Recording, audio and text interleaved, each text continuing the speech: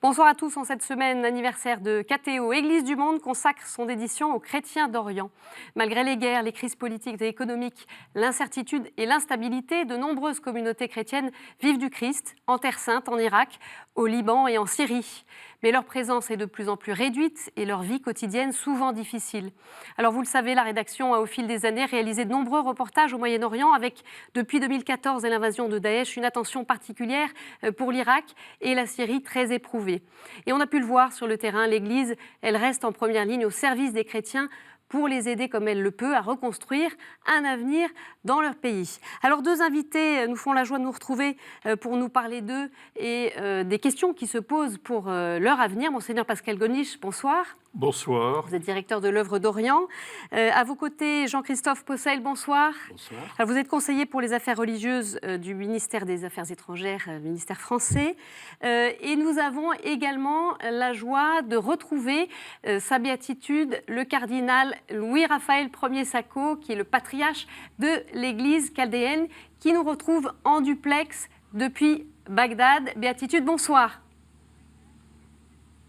Bonsoir. Merci à tous les trois donc d'être avec nous le temps de cette émission. Alors pour démarrer en images, eh bien, on va prendre la direction de la Syrie. Après 8 ans de guerre, plus de 13 millions de personnes ont fui leurs villes et leurs villages, dont 5 millions sont partis à l'étranger.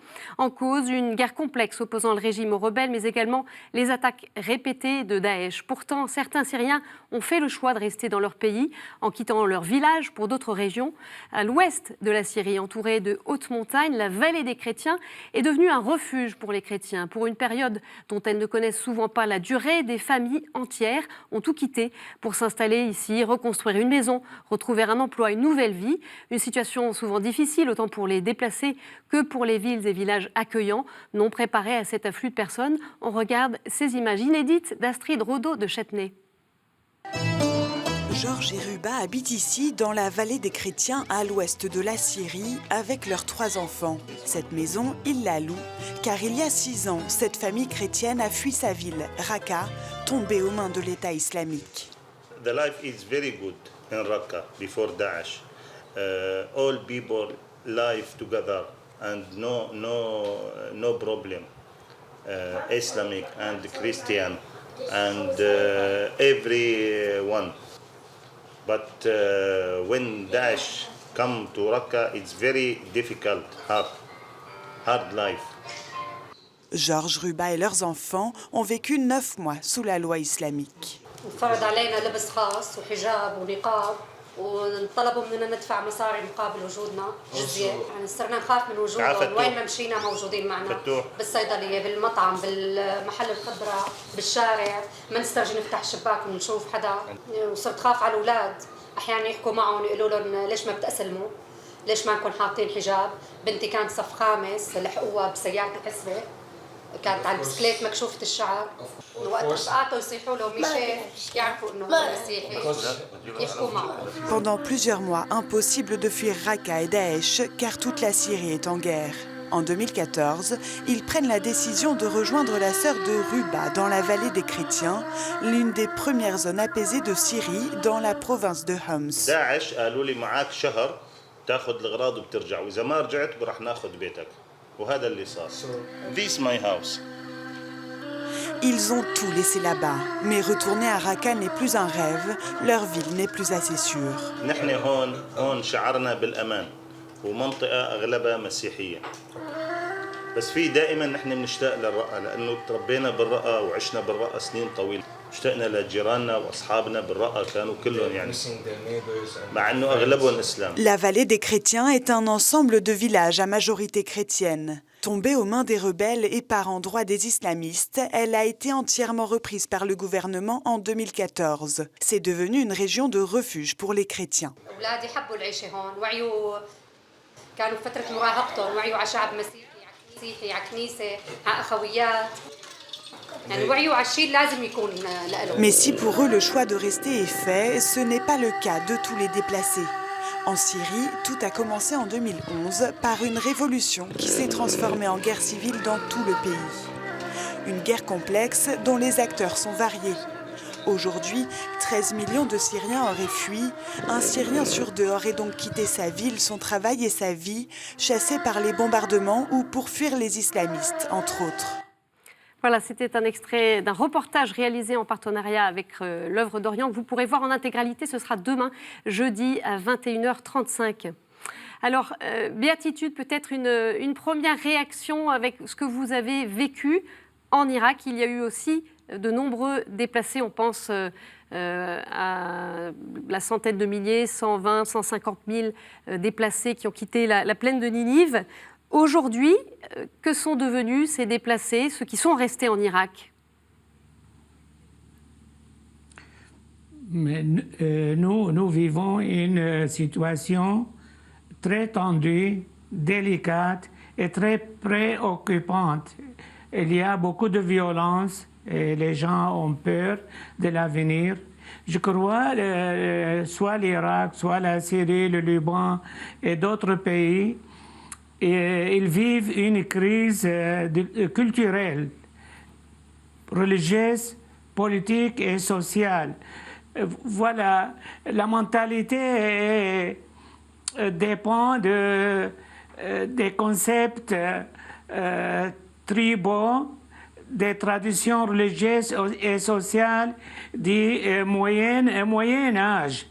Alors, ça ne marche pas, ça n'aide pas ces pays-là à se progresser. Aujourd'hui, il y a des manifestations en Irak, un peu partout dans les villes, Bagdad et les villes du Nord. Ces jeunes-là, de 14 à 20 ans, ils ont une autre mentalité, ils sont plus sensibles à la fraternité, à l'harmonie, à la liberté, beaucoup plus que l'autre génération ou la classe politique. Il faut comprendre cela. Donc, je crois que l'avenir dépend d'une vision très claire de citoyenneté.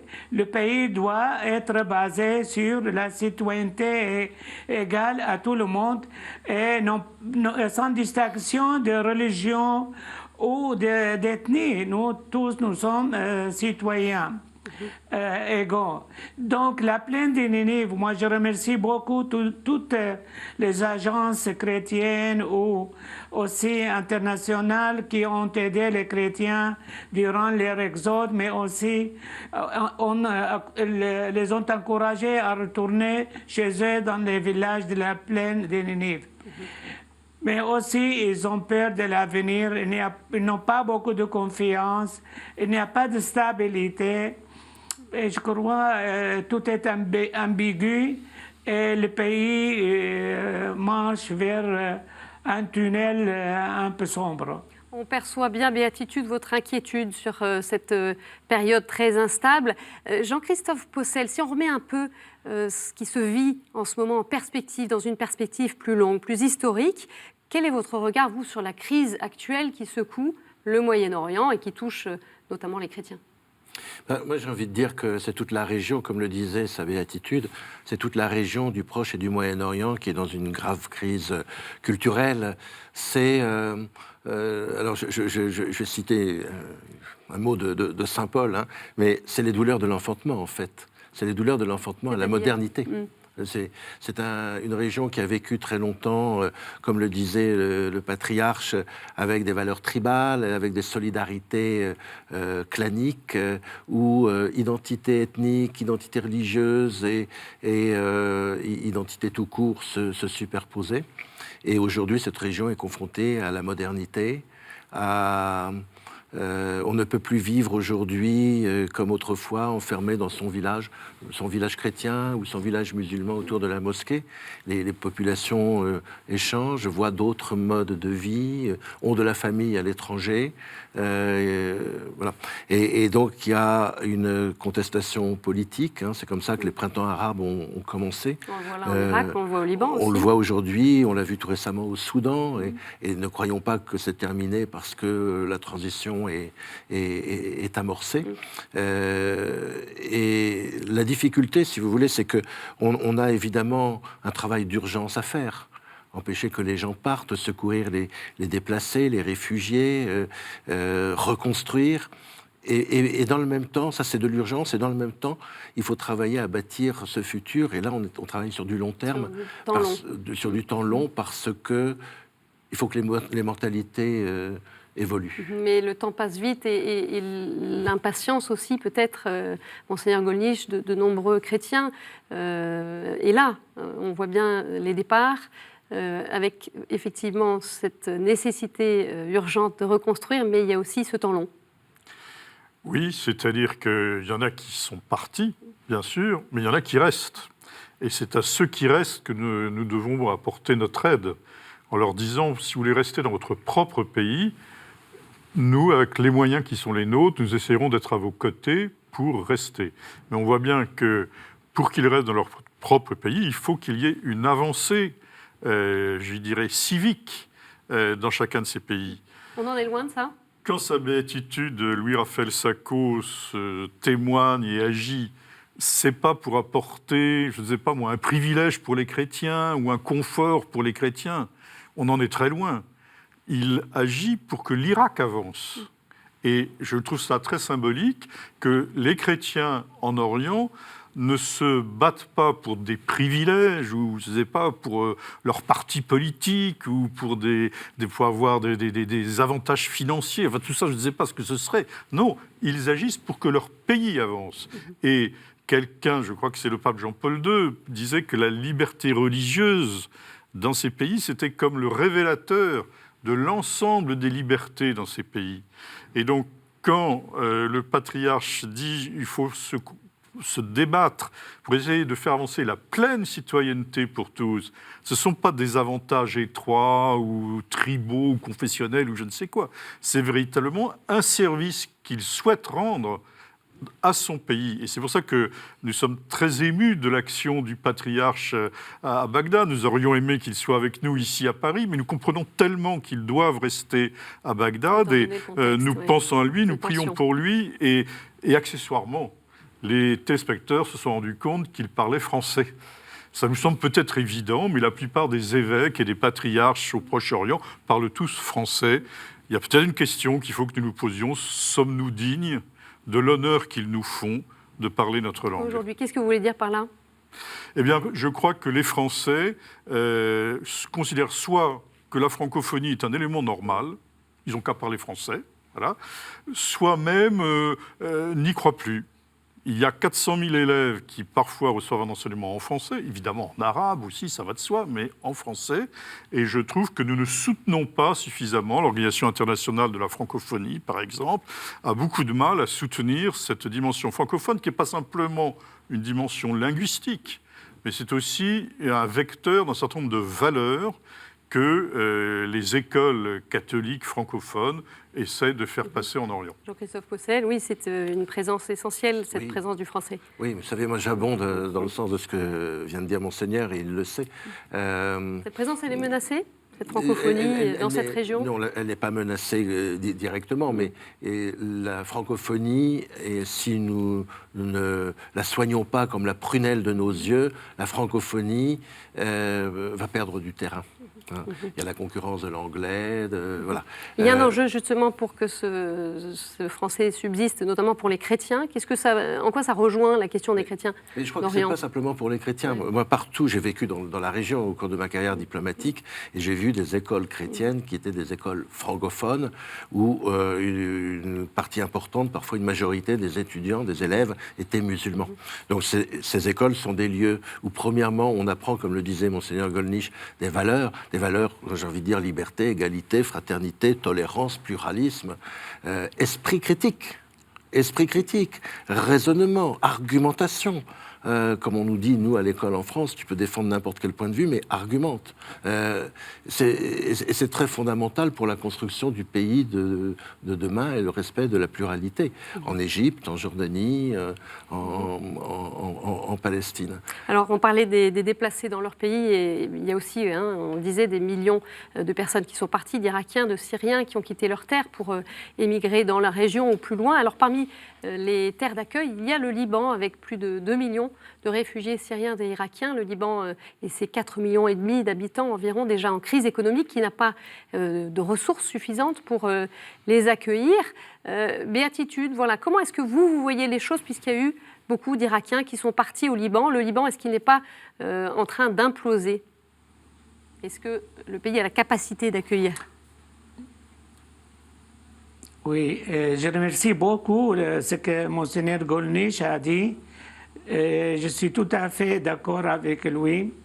Je pense que vous vivez une culture très différente de la nôtre, des valeurs aussi. C'est ce que nous avons besoin, nous. Parce que la culture que nous avons, c'est ancienne. Et seulement les chrétiens sont bien formés, ils ont un sens pour leur pays, ils sont très préoccupés de l'avenir de leur pays, ils veulent aider les autres à s'ouvrir, mais étant donné notre nombre et l'émigration, nous devenons une minorité. Vous voyez, il y a 3 jours, j'ai téléphoné à un fonctionnaire de l'État. Je lui disais, moi je suis très préoccupé. Pourquoi tant de morts et de blessés? C'est quoi ça? Où allez-vous? Vers quoi? Il me dit, non, ne vous préoccupez pas. C'est notre mentalité. Nous, c'est une mentalité de sang. Écoutez ça. C'est grave ça. Donc, je crois qu'il y a là une responsabilité internationale de former les gens, d'aider les Irakiens à avoir un pays démocratique, pluraliste, civil, avec beaucoup de respect pour les citoyens et aussi pour la vie, information, pour la paix et tout ça. Nous avons besoin de cela. Aujourd'hui, il y a beaucoup de gens maintenant, beaucoup plus qu'au temps de l'ancien régime, qui ne savent pas lire et écrire. Et ça, c'est très grave. Et c'est-à-dire la solution pour le Moyen-Orient, c'est une solution politique, mais je crois culturelle, et aider les musulmans, comme avait dit aussi l'un de vos hôtes. Il faut critiquer même la religion, il faut faire une analyse. On ne vit pas au 7e siècle ou au 1er siècle, le monde a changé. Il faut avoir une nouvelle lecture, faire des réformes et aider les gens à découvrir le message religieux et non pas les détails, et les lois, tout ça, je crois. Cela n'aidera pas au progrès du pays et aussi à détruire ou enlever les barrières entre les groupes ethniques et religieux. Donc, c'est tout un travail. Quand les Américains sont arrivés, ils nous ont porté des slogans, mais les slogans sont vides. Et après 16 ans jusqu'à maintenant, nous avons fait marche arrière. Il n'y a aucun progrès. Et il y a une grande tension entre la classe politique et la population. Vous voyez, sur les places publiques, ici à Bagdad et ailleurs, les manifestations, et aussi beaucoup de morts et de blessés, et tout est paralysé. Comment est-ce que vous voyez, Monseigneur Golnisch, justement, ce qui se passe en ce moment, cette jeunesse qui est dans la rue, en Irak, au Liban? En Irak, je ne suis pas sur place et j'entends ce que dit sa béatitude. Ce qu'on peut quand même voir, c'est qu'il y a des gens qui manifestent en Iran, il y en a qui manifestent en Irak, il y en a qui manifestent au Liban, qui manifestent en Algérie, qui ont manifesté au Soudan, qui ont manifesté en Tunisie, qui ont manifesté en Égypte. Ça veut dire quand même qu'il faut arrêter de prendre les peuples comme des sujets soumis qui n'ont rien à dire ou rien à décider. Il y a quand même une aspiration de ces peuples à voir leur pays évoluer. Par conséquent, on ne peut pas, aujourd'hui, que ce soit en France ou que ce soit en Irak ou ailleurs, croire qu'on peut gouverner un pays en mettant le peuple de côté. Et en particulier, la génération des jeunes adultes. Les jeunes adultes doivent avoir une espérance. Et si on brise l'espérance des jeunes, on fait quelque chose de dramatique, On n'a pas le droit de briser l'espérance d'un jeune. Et si on brise l'espérance d'un jeune, on le pousse à la violence. Il faut aussi situer mieux les responsabilités internationales. Si on prend le cas de l'Irak, tout de même, il faudrait faire un bilan de ce qu'a été l'invasion de l'Irak et des États-Unis et de leurs alliés. Le Premier ministre Blair, qui était Premier ministre au moment d'entrer en Irak, a dit oui, réflexion faite, donc 10 ans après, 15 ans après, je crois que je me suis trompé. Alors, je ne sais pas si c'est trompé, mais enfin, on ne peut pas en rester là, c'est un peu trop facile quand même. Nous avons une responsabilité, pas la France, mais une responsabilité internationale de ce qui s'est passé en Irak. Nous souhaiterions qu'il y ait une action du Conseil de sécurité plus lisible et plus forte. Mais ce n'est pas à la communauté internationale de régler les problèmes de chaque pays. Il faut que ce soit les Irakiens qui règlent le problème de l'Irak, ou que ce soit les Libanais qui règlent le problème du Liban. Donc vous voyez, il faut faire très attention. On ne peut pas se désintéresser. Il faut soutenir les gens de bonne volonté qui peuvent faire avancer le pays. Mais ce n'est pas à nous de nous mêler d'une certaine manière de quelque chose qui ne nous concerne pas directement. Et ceci est très important. Mais de l'espérance, de l'espoir auprès des jeunes adultes, on ne peut pas les pousser. Et les Palestiniens, c'est la même chose. Je n'approuve pas les missiles qui sont lancés de la bande de Gaza à l'aveugle, comme ça, sur une population civile, qui d'ailleurs est rarement atteinte. Mais si on pousse les jeunes de Gaza à la désespérance, il ne faut pas s'étonner que la violence se surgisse. Jean-Christophe Possel, alors ce rôle, et vous incarnez ce rôle aussi que joue la France, que doit jouer la France, ce serait quoi alors entre soutien et en même temps laisser le champ à ces pays pour faire émerger eux-mêmes leur propre changement? C'est un travail qui est fondamental, mais qui est complexe. D'abord, la France, c'est un pays qui compte dans la communauté internationale, mais on n'est pas tout seul.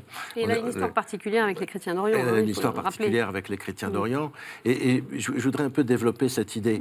D'abord, toutes ces manifestations en ce moment que l'on observe et qu'évoquait Monseigneur Gollnisch, franchement, c'est la suite de ce qui a commencé en 2011. On a dit les printemps arabes, ce qu'on a appelé les printemps arabes ont échoué. Moi, j'ai envie de dire les printemps arabes ne sont pas terminés. Il y a une aspiration à la liberté, il y a une aspiration à la justice, il y a une aspiration à la dignité.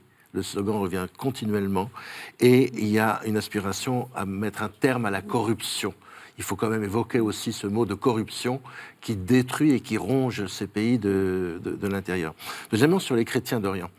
Il fut un temps peut-être jadis où nous avions cette relation particulière avec les chrétiens d'Orient et donc ils étaient en lien spécial avec la France, ils étaient protégés par la France. Ça remonte à l'Empire ottoman et François Ier. Moi je crois que notre devoir, il reste toujours le même, mais avec des modalités qui sont différentes. On voit bien dans notre discussion que l'avenir des chrétiens dans ces pays ne peut pas être dissocié de l'avenir de ces pays. Donc, dans sa globalité, avec les musulmans, avec toutes les populations. C'est ce que le jour où la communauté internationale pourra bénir un accord mettant fin à la question palestinienne de manière juste et honorable, la problématique des chrétiens de Palestine se réglera. Alors, on en vient justement à la Terre Sainte, puisqu'on parlait aussi beaucoup de l'Irak et de la Syrie. On ne peut pas oublier nos frères chrétiens de Terre Sainte qui vivent sur la terre du Christ.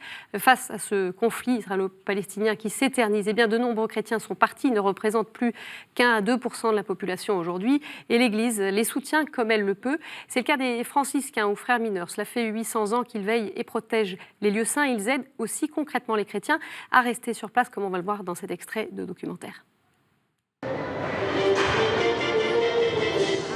Comme chaque matin au collège, la journée commence avec l'hymne national palestinien.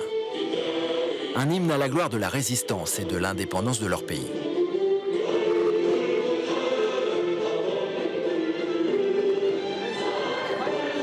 Le collège Terra Santa est une des plus anciennes écoles chrétiennes du monde. Un collège créé au XVIe siècle par les franciscains. À l'époque, il s'agissait de donner aux chrétiens la possibilité de faire des études. Aujourd'hui, il s'agit de leur permettre de rester vivre ici. Car à Bethléem aussi, l'inquiétude est grande. La ville où est né le Christ a longtemps été majoritairement peuplée de chrétiens. Aujourd'hui, ils sont moins de 20%. Pour les encourager à rester, la custodie franciscaine verse des bourses d'études aux étudiants chrétiens, à condition qu'ils s'engagent à vivre en Palestine.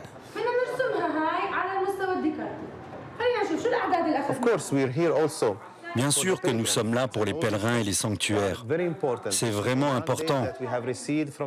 Nous avons reçu un mandat du Vatican, mais nous sommes également ici pour les pierres vivantes de Terre Sainte.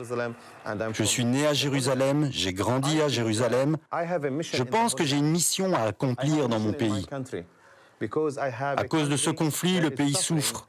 Problèmes économiques, sociaux, politiques et religieux. Alors si moi je quittais le pays, je ne pourrais pas accomplir cette mission.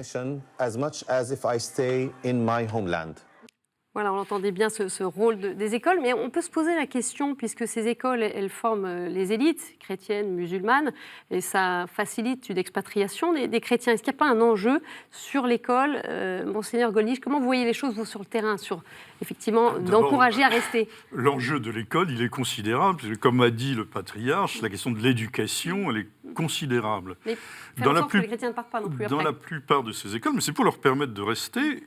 Ces écoles qui parfois sont très anciennes, des écoles parfois des séminaires. À Mossoul, il y a eu un séminaire animé par les dominicains français, dans lequel beaucoup d'évêques et quelques patriarches ont été formés à Mossoul. Donc tout ça, ce sont des éléments fondamentaux. L'éducation est fondamentale. Dans ces écoles, il y a des élèves chrétiens, il y a des élèves musulmans. Souvent, un responsable musulman me dit avec fierté « Je suis un ancien de l'école chrétienne ». Ce sont des écoles qui, depuis très longtemps, accueillent des garçons et des filles. Ça peut nous sembler évident, ça ne l'était pas forcément. Donc il y a eu tout un travail de promotion de la femme dans ces écoles. D'autre part, ces écoles forment au respect mutuel. Il y a un jeune musulman qui fait ses études dans une école chrétienne n'est jamais mis en cause, jamais critiqué, on n'essaye pas de le convertir, etc. On le respecte. Et justement, on les forme les uns et les autres au respect mutuel. Donc la question de l'éducation, elle est fondamentale. C'est un vecteur, disons le mot, c'est un vecteur d'humanisme. Et la question, c'est de mettre la personne humaine au cœur de la culture de ces pays. Et c'est l'aspiration des peuples. Parce qu'avant que n'existe le printemps arabe, certains me disaient « Oh, de toute façon, nous, on est bon pour des dictateurs, il n'y a que ça qui marche chez nous, etc., etc. » Et on voit que le peuple, quand il le veut, il a quelque chose à dire. Et on a vu en Égypte descendre le peuple dans la rue à plusieurs reprises. Par conséquent, je crois que la leçon qui est donnée et que nous devons soutenir, c'est qu'encore une fois, on ne peut plus diriger ces pays comme si le peuple n'existait pas. Et que ça ne peut pas être simplement un copinage sur des bases d'ailleurs religieuses ou ethniques qui permet comme ça de s'en sortir avec un peu de corruption et une absence de liberté fondamentale. Ce n'est plus possible. Et par conséquent, nous devons faire tout ce que nous pouvons pour que cela soit clarifié. Et encore une fois, il y va de l'espérance des jeunes générations, mais ça passe par de l'éducation. Alors l'éducation, Béatitude, on entendait bien aussi votre appel à ce que cette éducation, elle perdure, elle se développe, parce qu'il y a un enjeu vraiment civilisationnel, d'esprit, de réflexion. Voilà, comment vous voyez les choses? Il y a des écoles, il y a une présence, mais qu'est-ce qu'il faudrait faire pour que ces écoles se déploient davantage? Comment vous voyez les choses?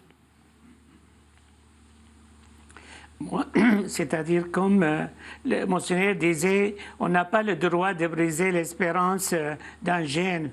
Mais que dire quand on annule sa vie? On les tue. Et aussi, disait l'autre interlocuteur que la France protégeait les chrétiens. Ça, c'était jadis. Mais aujourd'hui, nous ne voulons pas une culture, une position sectaire pour les chrétiens. Mais chaque homme, chaque vie a le droit de vivre dans la liberté et la dignité. Nous sommes trop de soutien envers les chrétiens en pour tous les particulier. pays chrétiens et musulmans. Nos écoles chrétiennes donnent une formation ouverte, épanouie. C'est pour cela que beaucoup de responsables musulmans envoient leurs enfants dans ces écoles-là. Mais je crois qu'il faut toute une compagnie avec beaucoup d'efforts, beaucoup de projets pour rééduquer ces pays-là. Pour leur apprendre à respecter les droits de l'homme qui ne sont pas respectés, sont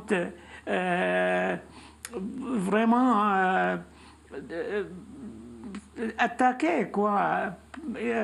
C'est ça que nous avons besoin ici. Il y a quand même un devoir moral, humain. Où est la solidarité internationale? Où est la proximité pour tous ces gens-là qui sont opprimés parce qu'ils ne sont pas de la même religion?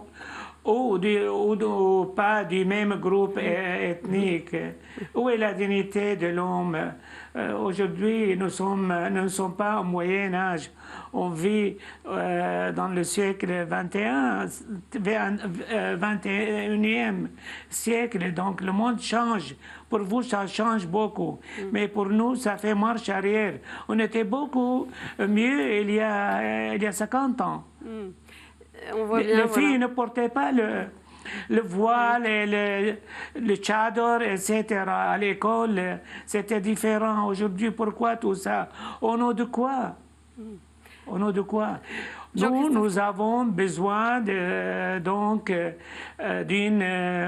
formation ouverte, solide. C'est pour cela que je parle de la citoyenneté d'un État séparé de la religion ou un État pluraliste, peu importe que je suis chrétien ou je suis musulman, je suis arabe ou je suis chaldéen ou je suis kurde, je suis irakien.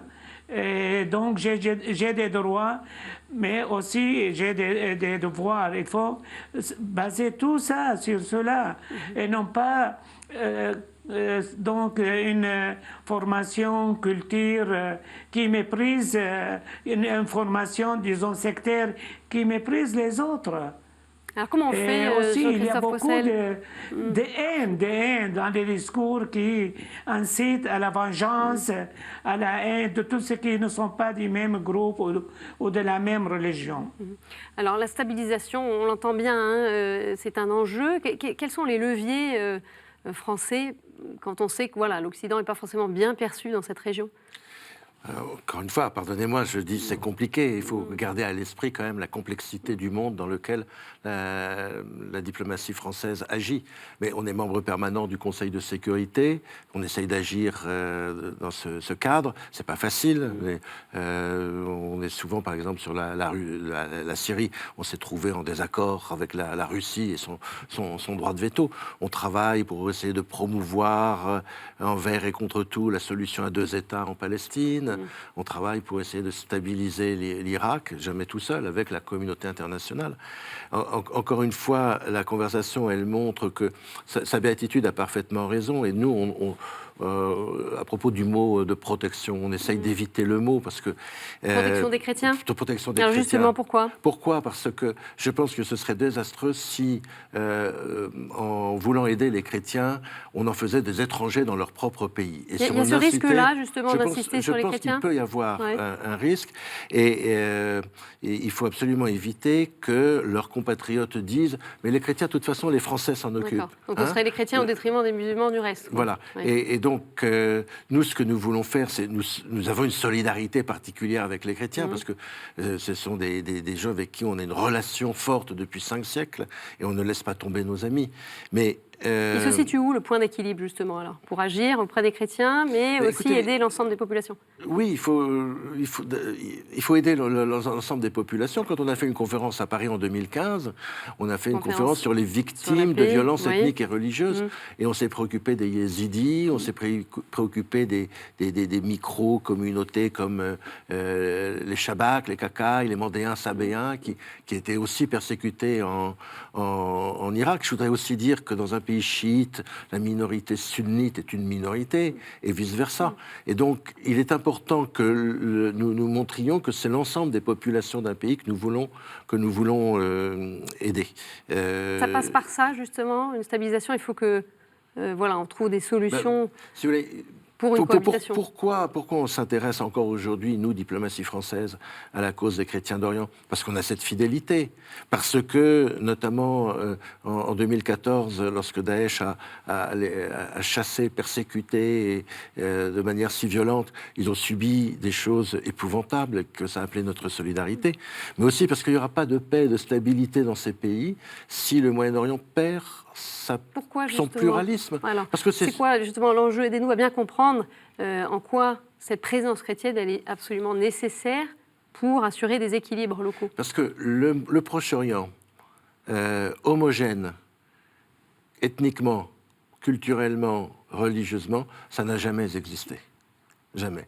Ce qui a fait la richesse du Proche-Orient, sa grandeur, c'est sa capacité à faire vivre ensemble avec des périodes de tension, mais aussi beaucoup de périodes de paix et d'harmonie, des populations qui sont différentes.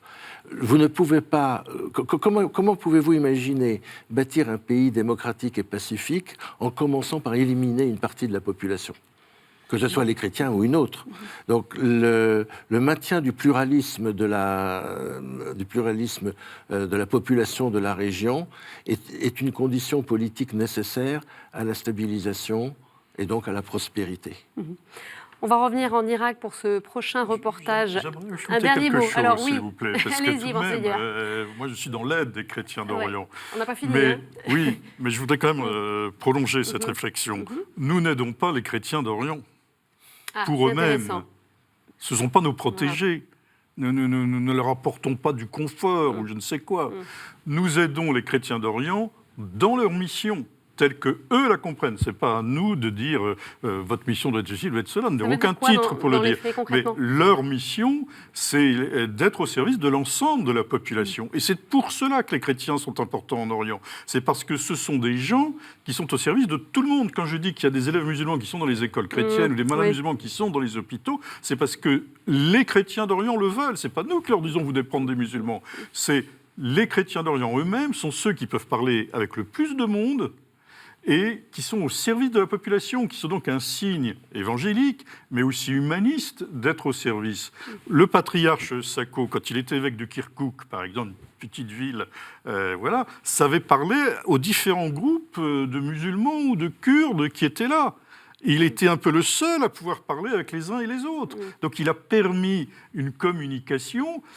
Et il jouait un rôle beaucoup plus important que le strict nombre de chrétiens qui pouvaient être à Kirkouk ou qui sont maintenant actuellement en Irak. Donc le rôle des chrétiens est beaucoup plus important que leur nombre parce qu'ils peuvent parler avec tout le monde et qu'ils exercent une mission humaniste. C'est cela qui est en jeu. Et qui est essentiel pour maintenir la paix. Voilà. Et ces chrétiens qui aujourd'hui, est-ce qu'ils pourraient disparaître? Est-ce qu'on en est là aujourd'hui? Les chiffres sont inquiétants, si vous voulez. Le nombre de chrétiens dans ces pays, de chrétiens d'Orient, est à peu près stable en un siècle. Mais comme il y a eu une augmentation très importante de la population, leur part relative dans la population a diminué. Et on a bien vu, sa béatitude l'a évoqué, c'est pas en 2014 que l'exode des chrétiens d'Irak a commencé. C'est bien avant, et notamment à partir de 2003. Donc le risque, c'est d'arriver à un moment où le nombre de fidèles sera trop bas pour permettre pour permettre la continuité. Après, il y a des problèmes qui se posent, hein, se marier, voilà. Donc c'est très important. Et c'est fort ce qui se joue sur cette question en ce moment. Pour les dernières minutes de cette émission, on a justement voulu donner une note d'espérance. On retourne en Irak avec ce prochain reportage. On parlait de construction humaine pour les déplacés. Il y a aussi la reconstruction des églises. C'est le cas à Mossoul, meurtri par la guerre à cause de la destruction de la vieille ville et par peur de la sécurité. Les habitants ne sont pas prêts à retourner y vivre. Pourtant, une église vient d'y être inaugurée. Plus que des murs, ce sont des communautés chrétiennes qui peuvent revivre. Reportage de Geoffrey Defebvre. Comme souvent, lors des célébrations catholiques, l'unité de protection de Ninive veille sur les fidèles. En ce 8 décembre, les Syriaques catholiques de la plaine de Ninive sont venus nombreux à Mossoul-Est pour la consécration de l'église Al-Bishara, l'Annonciation. C'est la deuxième église catholique, après l'église Marpaouleuse des Chaldéens, à être reconstruite depuis la libération de Mossoul en juillet 2017. L'importance de cette consécration, on peut la deviner par la présence du patriarche d'Antioche de l'église syriaque catholique, sa béatitude Ignace Joseph III Younan.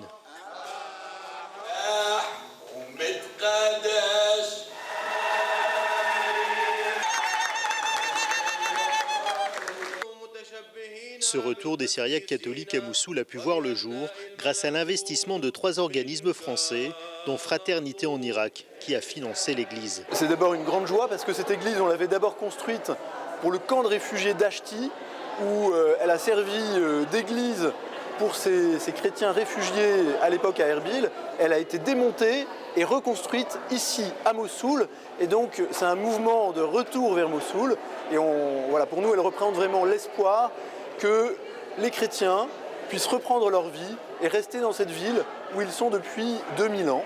Autre acteur, la Fondation lyonnaise Saint-Irénée qui investit sur l'avenir avec la construction d'une résidence universitaire dans l'enceinte de la paroisse pour favoriser le retour des étudiants chrétiens à Mossoul.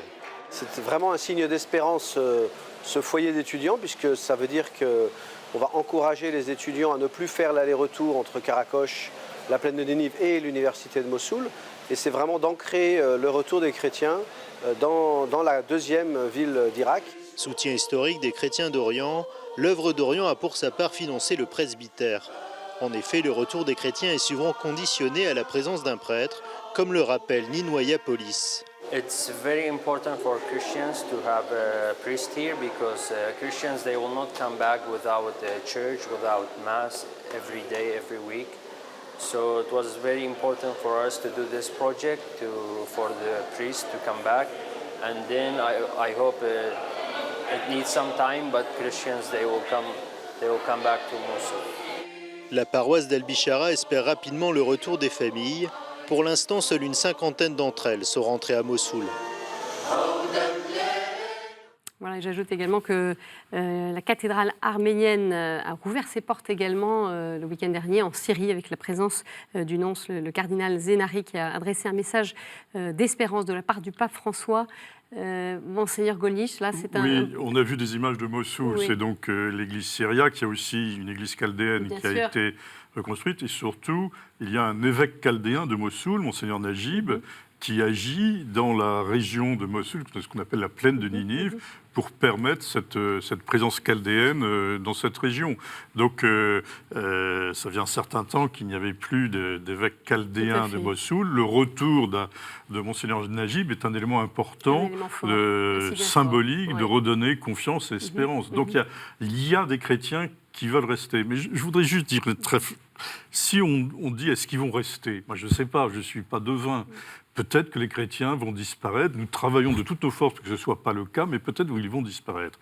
Mais il faut bien comprendre l'enjeu de cette affaire-là. Si les chrétiens disparaissaient, c'est toutes les minorités qui partiraient, parce que derrière les chrétiens, les autres minorités ne resteraient pas. Donc les pays deviendraient des groupes homogènes, religieusement, ethniquement, donc verseraient dans un nationalisme, au mauvais sens du terme, croissant.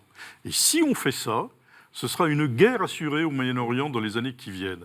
Donc si ce n'est pas par conviction, si c'est par amitié, que ce soit quand même par nos intérêts bien compris, ce qui se joue au Moyen-Orient, la présence des chrétiens dans ces pays-là, c'est notre sécurité dans les années qui suivent. Parce que s'il y a une guerre au Moyen-Orient, l'Europe ne restera pas indemne. Je pense qu'on le devine maintenant. Par conséquent, c'est notre paix qui est en jeu dans cette présence des chrétiens au Moyen-Orient. Béatitude, il y a une urgence justement pour favoriser la paix chez vous et chez nous. Oui, je crois, nous avons des malheurs, mais nous avons une vocation ici. Notre présence a un sens. Et pas seulement pour les Irakiens et les musulmans. Nous sommes un don pour le monde entier, surtout pour les chrétiens, à cause de ce que nous avons souffert, notre fidélité à notre foi, mais aussi pour notre terre. Ce que nous avons besoin pour continuer cette vocation et cette présence chrétienne qui date de 2000 ans, c'est la solidarité humaine et spirituelle. Peut-être parfois les gens parlent d'une aide économique, mais pour nous, ce n'est pas cela l'essentiel. Parce que nous, chrétiens, nous n'avons pas le système tribal. Nous sommes un peu isolés. Notre force, c'est l'Église. Donc, c'est cela. Nous avons besoin des délégations, des visites, des discours, des prises de conscience et de position en faveur de ces chrétiens qui sont au Moyen-Orient un peu marginalisés et même persécutés. Mais je vous dis, nous avons une vocation et nous tenons à vivre ça avec beaucoup d'amour et de profondeur. Merci Béatitude, c'est un témoignage fort et on va justement se tourner maintenant vers cette jeunesse chrétienne de ces pays. Pendant une semaine cet été, des jeunes chrétiens du Moyen-Orient se sont retrouvés à Beyrouth pour agir et prier pour la paix du Liban, de Syrie, d'Irak, d'Égypte, de Jordanie, mais aussi de Grande-Bretagne et de France. Plus de 300 jeunes d'églises diverses ont participé aux journées régionales de la jeunesse. Le but, encourager cette jeunesse arabe à construire son avenir au Moyen-Orient, un événement qui était organisé par les Jésuites et l'œuvre d'Orient. On regarde cet extrait de reportage. Ils viennent d'Irak, de Syrie, du Liban, d'Égypte et de Jordanie. Près de 350 jeunes chrétiens du Moyen-Orient se regroupent à Beyrouth, au Liban, pour participer aux journées régionales de la jeunesse. Dans un contexte géopolitique tendu, ces jeunes de diverses églises se retrouvent durant une semaine au JRJ pour vivre un temps fraternel et construire ensemble des ponts. Les ponts elles sont pas très fortes. Il faut toujours les consolider. Et puis il faut dire, on ne se connaît pas beaucoup entre chrétiens du monde arabe. Il n'y a pas beaucoup d'échanges. Et la tendance parfois est au repli. Des minorités, c'est au repli. Et quand on crée des ponts, on sort de notre entre-soi pour aller rencontrer l'autre. Le fait d'aller vers l'autre casse la peur, brise les préjugés. Et la cassure de la peur est le début de l'espérance. As young people, we have a lot of possibilities. We haven't settled down too much. So in groups like this, two people could meet and they have a shared interest. And then they start something. And this thing might grow or might not, but it will definitely be something positive. And this is probably the change. Like, this is what we want. Voilà, des visages souriants, une jeunesse qui a envie de bâtir des choses chez elle. Monseigneur Golnisch, justement, qu'est-ce qu'il faut faire pour donner à ces jeunes cette envie d'être acteurs de paix chez eux? Ça passe par quoi? Il y a une formation générale à leur assurer. Je veux dire, on ne s'improvise pas comme cela, un meneur d'une action sociale, etc. Donc il faut se former. Il faut leur donner confiance en eux-mêmes. En réalité, cette jeunesse que je rencontre par exemple en Irak, mais dans les autres pays aussi, parfois ce sont des jeunes de grande qualité spirituelle, de grande qualité humaine, et il faut les aider à prendre conscience de leur propre talent, de leur propre richesse, et les aider à se lancer et dans la vie des églises, dans des associations, dans la vie professionnelle, Et pourquoi pas aussi dans l'action politique, avec une lettre majuscule. Hein. Je veux dire que moi, je crois beaucoup à la valeur de cette jeunesse, aussi bien en Orient qu'en France, d'ailleurs. Hein. Je trouve que la génération chrétienne est de grande valeur. Et voilà, il faut qu'elle prenne confiance en elle-même.